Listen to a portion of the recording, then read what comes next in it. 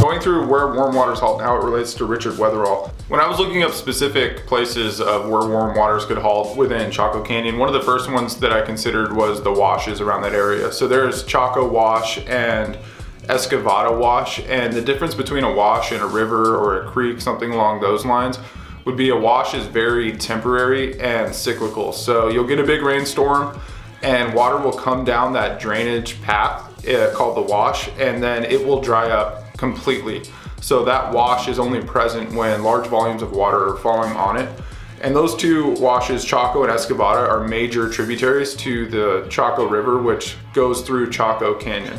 I thought washes could be a strong lead because in the chapter, The Totem Cafe Caper, Fenn is washing dishes. And so I was tying that into a geographic area, and that's not the answer to the clue that I'm going to go with, but I think it's interesting if someone wants to look into it. The other one that I considered was Chaco itself, the canyon, because it was abandoned after a long drought, after many years of extremely low rainfall.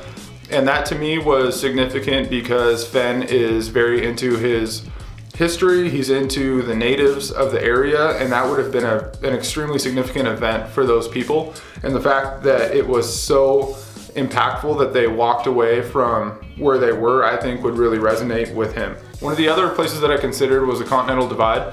In New Mexico, that's east and southeast of Chaco Canyon. It's a place where the clouds, either coming from the Gulf of Mexico and the Atlantic from the east or the Pacific from the west, would stop and drop their moisture. The next was the flow of the San Juan River. Chaco River is a tributary to the San Juan as it flows northwest through Chaco Canyon out and then into the San Juan River. But the San Juan River Basin is where Richard Wetherill ended up traveling. He followed that path from Utah into New Mexico when he was moving from the Utah sites to Chaco Canyon before he started his research in Chaco Canyon. That's an actual historical path and something that I think ties perfectly to Richard Wetherill, the person, but ultimately I abandoned that idea for one that I think is a little bit more basic but abstract. The next one for consideration was the constellation of Aquarius. It seems very abstract, but think of warm stars representing water and they don't move very much. Warm waters halt. The constellation of Aquarius is the water bearer. So that seems completely out of place and disconnected until you look into the Aquarius Plateau.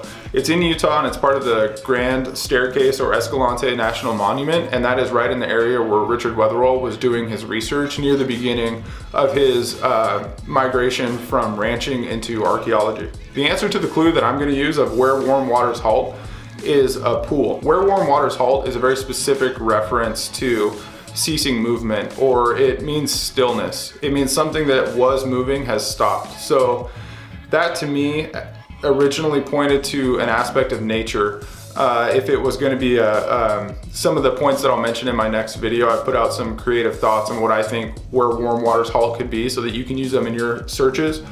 But ultimately what I'm going with is a pool. It seems very vague, right? As water's flowing into a pool, it stops, which could be just about anywhere. In the chapter where Fenn describes how he got his 22 bead bracelet from Richard Wetherill, or that came from Richard Wetherill, he won it in a game of pool. So that will be my where warm waters halt. It involves no travel, so I think that that's a good sign because Fenn said that you could think about where an 80-year-old man could go. It's not very far.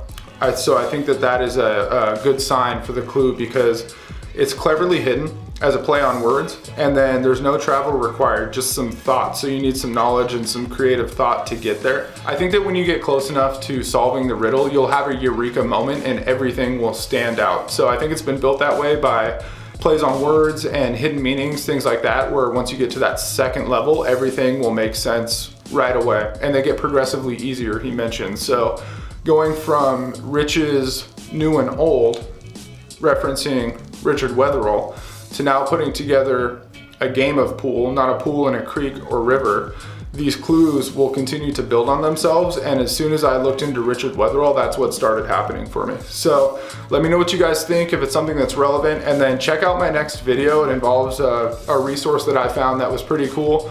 And it also goes into some creative thoughts that I've had that I'm just gonna share. I wasn't gonna do it originally, but I'm just gonna throw them out there for the sake of conversation of where warm waters could halt, things that I'm not using, but I think that have been overlooked or could be looked into more as potential. So help me out, subscribe, like, whatever, just interact with the video so that I can get some feedback and continue to grow the group. It's all been pretty positive, so I was stoked on that, and enjoy the rest of your weekend. Happy Father's Day.